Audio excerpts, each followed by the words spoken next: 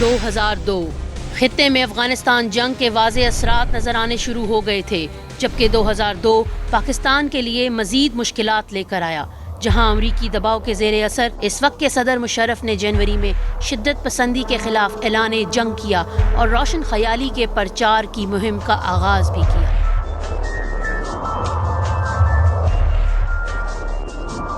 Daniel Pearl killers have been nabbed in Pakistan. The Pak authorities claim to have caught the militant accused of killing Wall Street January journalist 2002 میں پاکستان سے امریکی صحافی Daniel Pearl کیا ہوا اور قتل کی وجہ سے پاکستان کو عالمی دنیا میں ایک خطرناک ملک کے طور پر جانا جانے لگا۔ اپریل 2002 مشرف نے اپنی صدارت کو قانونی حیثیت دینے کے لیے پاکستان میں ریفرینڈم کروایا، جس پر اپوزیشن کی تمام پارٹیوں نے نہ صرف احتجاج کیا بلکہ اس ریفرینڈم کو غیر قانونی اور غیر منصفانہ قرار دیا۔ اپریل 2002 میں پاکستان میں الیکٹرانک میڈیا کو ریگولیٹ کرنے کے لیے نئے ضابطے اخلاق بنائے گئے، جس کے لیے پیمرا کے نام سے ایک ادارہ تشکیل دیا گیا، جس سے پاکستان میں میڈیا اور اظہار رائے کی آزادی کے سنہرے دور کا بھی آغاز ہوا۔ مئی 2002 پاکستان نے درمیانی رینج کے حامل غوری میزائل کے 3 کامیاب تجربے کیے۔ جولائی 2002 میں ڈینیل پرل کے قتل میں ملوث عمر شیخ کو موت کی سزا سنا دی گئی۔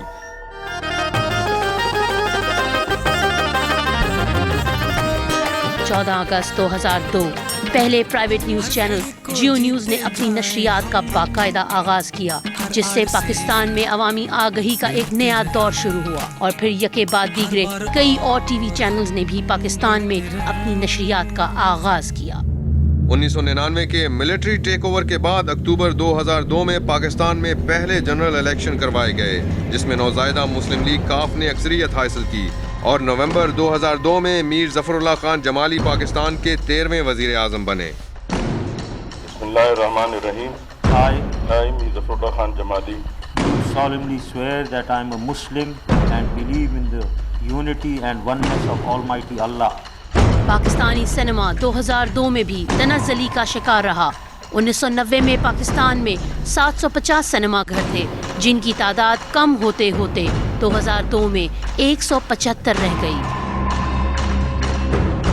2003 کے آغاز میں پاکستان نے کرکٹ کے میدان میں ایک اور اعزاز حاصل کیا۔ پاکستانی فاسٹ بالر شعیب اختر نے کیپ ٹاؤن میں انگلینڈ کے خلاف کھیلے جانے والے میچ میں دنیا کی تیز ترین بال کروا کر عالمی ریکارڈ قائم کیا۔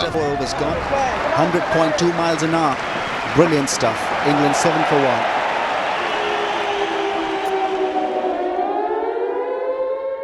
دوسری طرف امریکہ اور اس کے اتحادیوں نے افغانستان کے بعد عراق کا رخ کیا اور عراق پر مہلک ہتھیار رکھنے کا الزام لگا کر سیکیورٹی کونسل کی منظوری کے بغیر حملہ کر دیا۔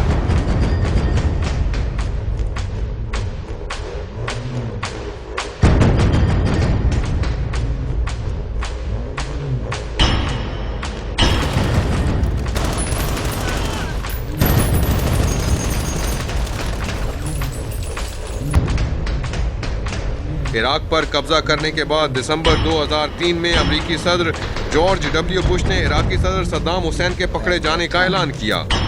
United States military forces captured Saddam Hussein alive. دسمبر 2003 میں ہی پاکستان میں اسلام آباد سے راولپنڈی جاتے ہوئے جنرل پرویز مشرف کے کانوائے کے گزرنے کے چند منٹ بعد پل پر نصب بم کا دھماکہ ہوا۔ مشرف پر ہونے والے اس حملے کو ابھی چند دن ہی گزرے تھے کہ ان پر ایک اور حملہ کیا گیا۔ 2 خودکش حملہ آوروں نے جنرل مشرف کی گاڑی سے خود کو ٹکرانے کی ناکام کوشش کی اور ناکامی پر خود کو دھماکے سے اڑا لیا۔ اس حملے میں جنرل پرویز مشرف کی گاڑی کو جزوی نقصان پہنچا، لیکن وہ خود محفوظ رہے، جبکہ اس حملے کی زد میں آنے والے 16 معصوم شہری ہلاک ہو گئے۔ ایک طرف اس خطے میں دہشت گردی کی جنگ زور پکڑتی جا رہی تھی، جبکہ 2003 کا اختتام پاکستان اور بھارت کے درمیان ہونے والے ایک مثبت معاہدے سے ہوا۔ 2004 کا آغاز سابق صدر پرویز مشرف کو اعتماد کا ووٹ ملنے سے ہوا اور آرٹیکل 41(8) کے تحت مشرف کو اکتوبر 2007 تک کے لیے صدر منتخب کر لیا گیا اور اسی سال جولائی میں شوکت عزیز پاکستان کے وزیر اعظم بنے۔ مگر عالمی سطح پر ایک بار پھر پاکستان کو اس وقت ندامت کا سامنا کرنا پڑا جب فروری 2004 میں ڈاکٹر عبدالقدیر نے मीडिया के सामने एटमी राज दूसरे ममालिक को देने का इल्जाम कबूल कर लिया। इन ममालिक में ईरान, शुमाली कोरिया और लीबिया शामिल थे। That these were inevitably initiated at my behest. 2004 Pakistan ने 2 और आलमी रिकॉर्ड अपने नाम किए। मई 2004 में जफर गुल ने लाहौर में अपने कान से 51.7 किलोग्राम वजन उठाकर वर्ल्ड रिकॉर्ड बनाया, जबकि दूसरा रिकॉर्ड अक्टूबर में डॉक्टर मोहम्मद करीम बेबानी ने दुनिया का सबसे छोटा कुरान मजीद पब्लिश करके कायम किया। दुनिया के सबसे छोटे इस कुरान मजीद की लंबाई 1.7 सेंटीमीटर और चौड़ाई 1.28 सेंटीमीटर थी। 2004 में अहले ज़मीन ने एक और कुदरती आफत का सामना किया, जिसने 2 लाख से ज़ायद इंसानों को अपनी लपेट में ले लिया। बहरे हिंद में आने वाले समुद्री तूफान को सुनामी का नाम दिया गया। सुनामी की बिखरी हुई कई फीट ऊंची लहरों ने कई ममालिक के साहिली इलाकों में तबाही मचा दी।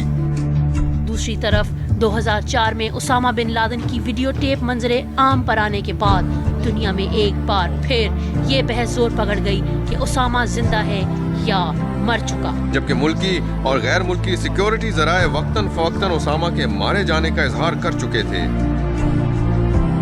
2004 में सूबा पंजाब की हुकूमत ने एक इमरजेंसी सर्विस 1122 का कयाम किया।